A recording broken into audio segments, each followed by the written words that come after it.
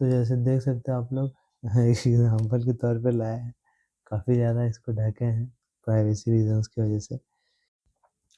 अब हम लोग न्यू टॉपिक पढ़ेंगे, दैट इज़ बैंकिंग सिस्टम।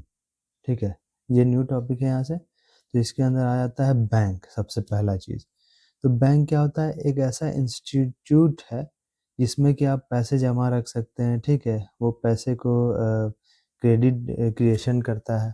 तो जैसे यहाँ देखते हैं, एक फाइनेंशियल इंस्टीट्यूशन जो कि एक्सेप्ट करता है डिपॉजिट, यानी कि जो भी आप पैसा जमा करते हैं उसको ये एक्सेप्ट करता है। दूसरा है प्रोवाइड करता है लोन एंड एडवांस, यानी कि वो लोन देता है लोगों को। और ये एडवांस आपका जो है सो ये है कि जैसे मान लीजिए जो भी आप पैसा जमा करके रखे हैं, तो ये रहता है कि आप उसमें ज़्यादा भी निकाल सकते हैं। इट डिपेंड्स कि वो आपका अकाउंट किसका है, वो अकाउंट पे दिया जाता है कि कौन सा अकाउंट आपका है उस पे। ये आगे थोड़ा सा पढ़ेंगे हम लोग वैसे। उसके बाद तीसरा ये है कि क्रेडिट क्रिएशन, यानी कि इसका मतलब ये है कि जो भी हम लोग का जो बैंक है, जैसे एसबीआई है, एचडीएफसी है, आईसीआईसीआई है, ठीक है, या फिर लोकल बैंक्स है, तो वो लोग क्या करती है कि हम लोगों से पैसा लेती है। ठीक है, जो भी पैसा लेती है उसको वो अपने पास तो रखती नहीं है, उसको वो एज ए लोन देती है। ठीक है, तो वो जब एज ए लोन देती है तो उसी को कहते हैं क्रेडिट क्रिएशन, यानी वहाँ क्रेडिट क्रिएट हो रहा है। हालांकि ऐसे तो हो नहीं रहा है, बट ऐसे देखा जाए तो हो रहा है। तो वो लोगों को पैसा देती है ताकि वो मनी सप्लाई बढ़े। तो मनी सप्लाई जब बढ़ेगा, है ना, तो फिर लोग और ज़्यादा खर्च करेंगे। तो इसी को बोला गया है क्रेडिट क्रिएशन। अब देखते हैं हम लोग banks major sources of income, मतलब बैंक्स को सबसे ज़्यादा कमाई कहाँ से होती है? सबसे ज़्यादा जो कमाई होती है वो होती है इंटरेस्ट से, जो कि जो भी वो लोग लोन देते हैं उस पे जो भी इंटरेस्ट मिलता है उसमें, उससे वो लोग का मेन कमाई होता है। ठीक है, तो उसी से मेन कमाई होता है।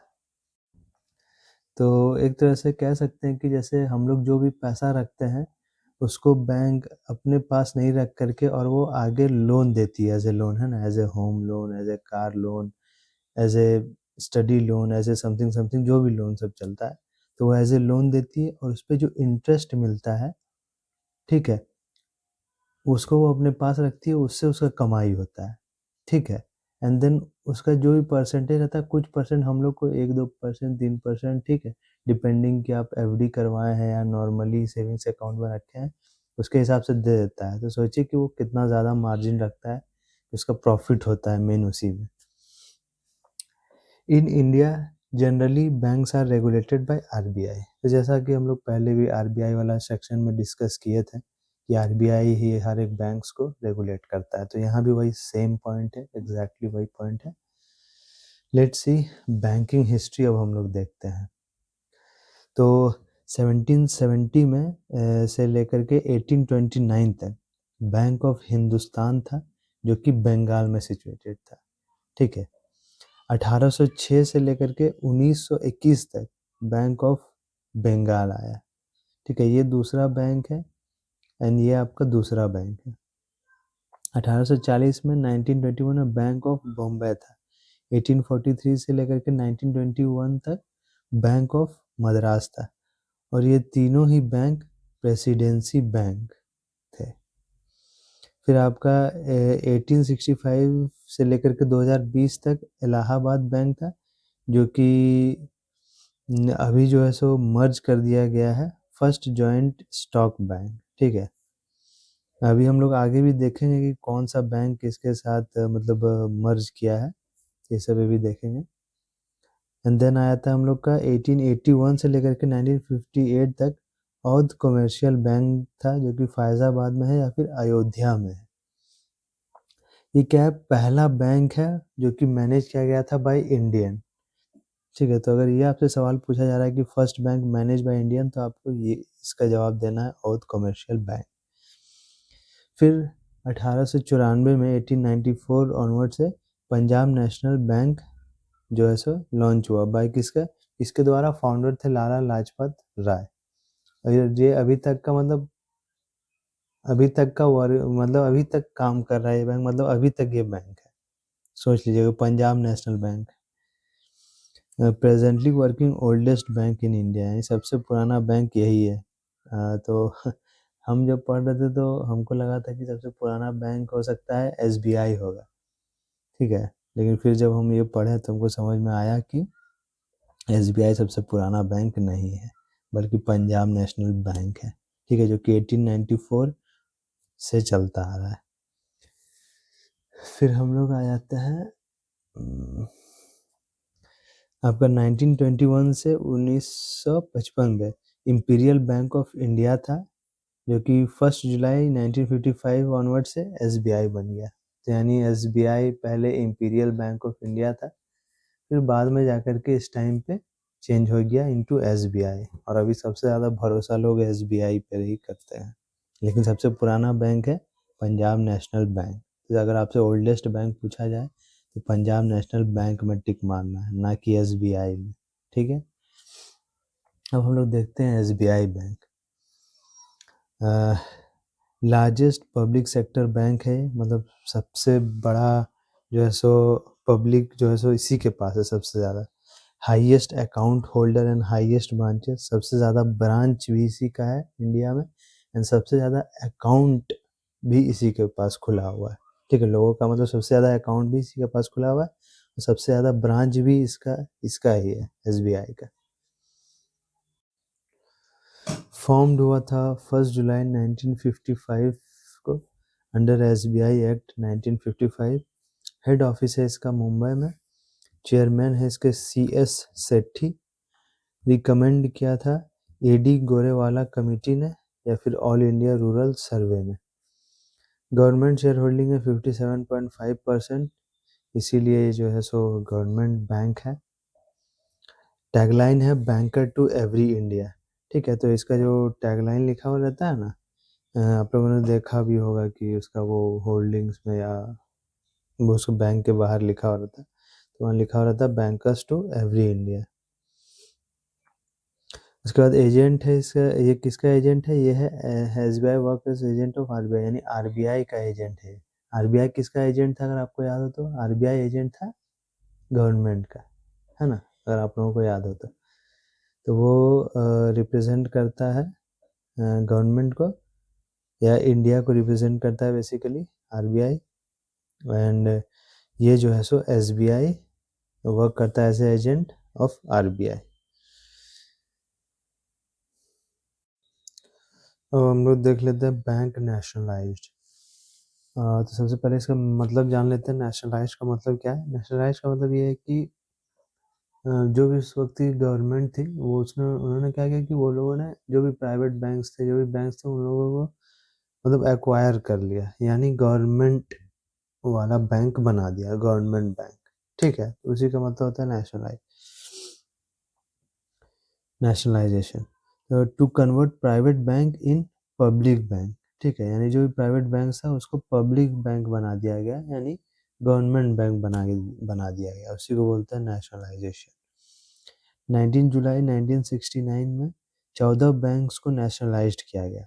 प्राइम मिनिस्टर थे उस वक्त इंदिरा गांधी जी, एंड कैपिटल लगभग था 50 करोड़ एंड अबव, यानी जिस भी बैंक के पास 50 करोड़ या उससे ज़्यादा का अमाउंट था उसको गवर्नमेंट बैंक बना दिया गया। एक्ट लाया गया था उस वक्त बैंकिंग कंपनीज के लिए, acquisition and transfer of undertaking act 1970। अच्छा, 1970 में लाया गया था, बट ये जो सो एक्ट हो गया था पहले, यानी ये काम हो गया था पहले ही 1969 में, बट एक्ट लाया गया था बाद में, दैट इज़ 1970 में, ठीक है। ये पॉइंट है। फिर एक दूसरा आया दैट इज़ 15 अप्रैल 1980 में, जिसमें कि 6 बैंक्स को नेशनलाइज्ड किया गया, ठीक है। उस टाइम पे थे प्राइम मिनिस्टर थे इंदिरा गांधी जी सेम, और इस बार कैपिटल रखा गया 200 करोड़ एंड अबव, यानी जिस भी बैंक के पास 200 करोड़ या उससे ज़्यादा का पैसा है, ठीक है, उसको जो है सो नेशनलाइज कर दिया गया, ठीक। उसके बाद एक्ट इसमें लाया गया था बैंकिंग कंपनीज के लिए, acquisition and transfer of undertaking act 1980, ठीक है। तो ये जिस साल हुआ था सेम उसी ईयर में लाया गया। अब देख लेते हैं merger of public sector bank.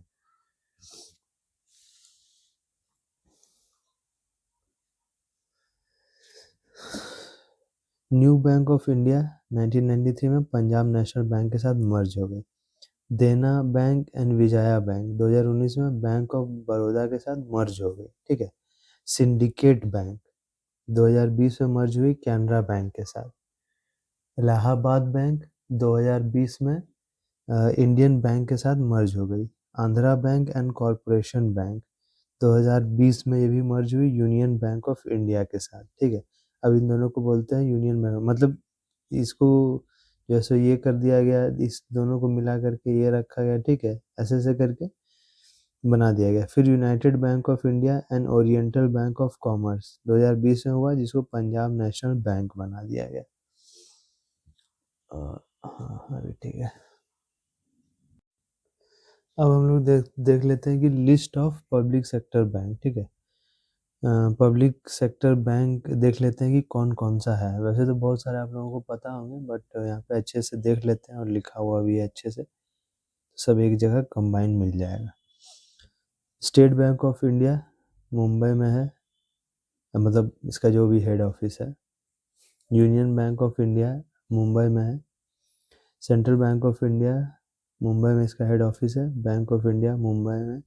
Punjab National bank है जो कि न्यू दिल्ली में है। पंजाब एंड सिंध बैंक है जो कि अगेन न्यू दिल्ली में है। इंडियन बैंक है, चेन्नई में है। इंडियन ओवरसीज बैंक है, चेन्नई में है। बैंक ऑफ बड़ौदा है, वडोदरा में है। बैंक ऑफ महाराष्ट्र जो कि पुणे में है इसका हेड ऑफिस। ठीक है। कैनरा बैंक है जो कि बेंगलुरु में है। यूसीओ बैंक है जो कि कोलकाता में है। ये सब सारा इसका हेड ऑफिस लिखा हुआ है कि इसका हेड ऑफिस यहाँ पे है। ठीक है। अब इसमें हम देख लेते हैं कि ट्रिक, इसको याद करने का छोटा सा ट्रिक है, बहुत ज़्यादा ये नहीं है। तो जहाँ पर भी इंडिया लिखा हुआ दिखे, ठीक है, जो हम लोगों ने देखा यहाँ पे इंडिया लिखा हुआ जो था लास्ट में, वहाँ पे मुंबई आ जाएगा। जहाँ पंजाब लिखा हुआ था, जैसे कि Punjab National Bank and Punjab Sindh Bank, वहाँ पे दिल्ली आ जाएगा। जहाँ इंडियन लिखा हुआ दिखे, यानी कि इंडियन बैंक, इंडियन ओवरसीज, वहाँ चेन्नई आ जाएगा। और जहाँ पे सिटी या स्टेट का नाम दिखे, जैसे बड़ोदरा, ठीक है, महाराष्ट्र एंड दिस, वहाँ पे सिटी आ जाएगा। ठीक है, ये चीज़ याद रखना है।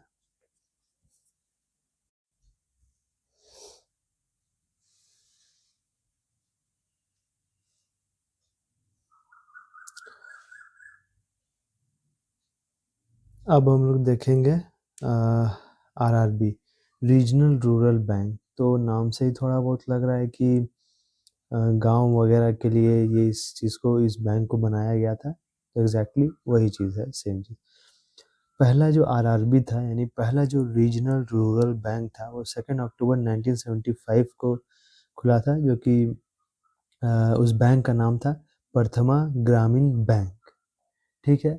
और ये मुरादाबाद यूपी में खोला गया था, सबसे पहला जो सबसे फर्स्ट आरआरबी था। उसके बाद आरआरबी एक्ट लाया गया 1976 में, पास किया गया। फिर कोई भी आरआरबी जो है सो गोवा और सिक्किम में नहीं है। ठीक है, हर एक लगभग स्टेट में है, लेकिन गोवा में और सिक्किम में नहीं है। ठीक है। उसके बाद आरआरबी रिकमेंड किया गया था बाय एम नरसिम्हा कमेटी। तो इनके द्वारा जो है सो, इनके कमेटी के द्वारा रिकमेंड किया गया था कि एक आरआरबी भी आना चाहिए। आरआरबी मैनेज किया जाता है एंड देखा जाता है बाय नाबार्ड। ठीक है, नाबार्ड भी एक तरह का इंस्टीट्यूट है, या मतलब वो भी मतलब सबसे टॉप पे बैठा हुआ एक इंस्टीट्यूट है जो कि इसको देखता है, आरआरबीज को। तो इसके बारे में भी थोड़ा बहुत हम लोग पढ़ेंगे आगे।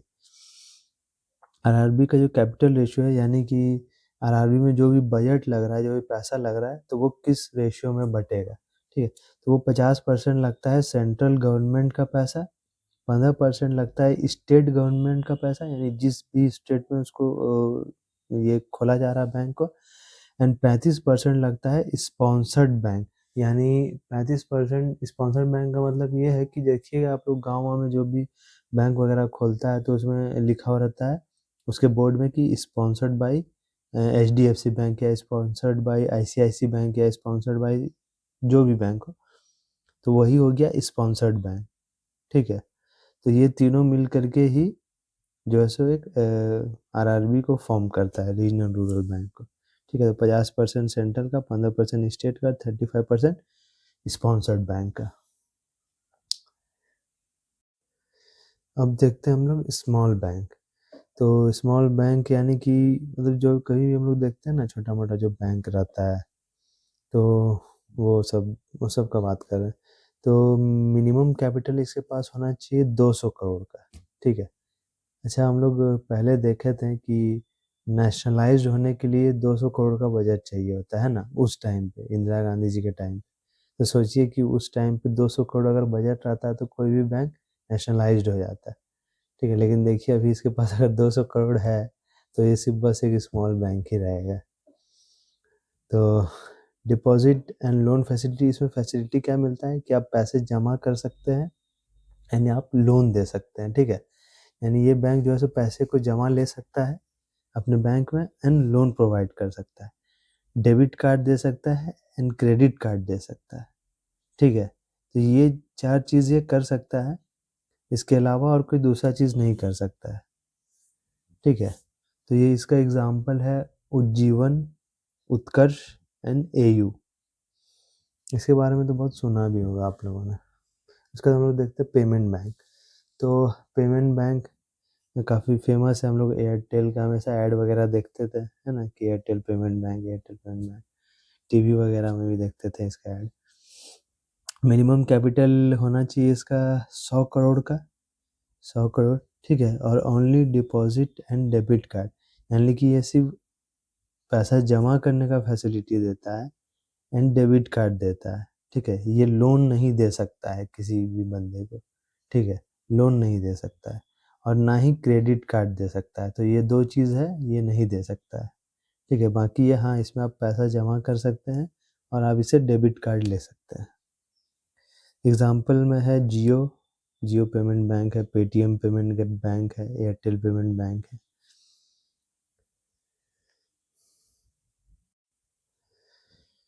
फिर हम लोग देखते हैं आईएफएससी। ये तो आप लोग जानते ही होंगे। तो बैंक में जब भी जाते तो आईएफएससी कोड, जैसे पैसा वगैरह अगर किसी से ट्रांसफ़र लेना हो, है ना, तो हम लोग आईएफएससी कोड देते हैं। इसका फुल फॉर्म है इंडियन फाइनेंशियल सिस्टम कोड, जो कि 11 डिजिट का होता है और इससे जो है सो पैसे ट्रांसफ़र किए जाते हैं।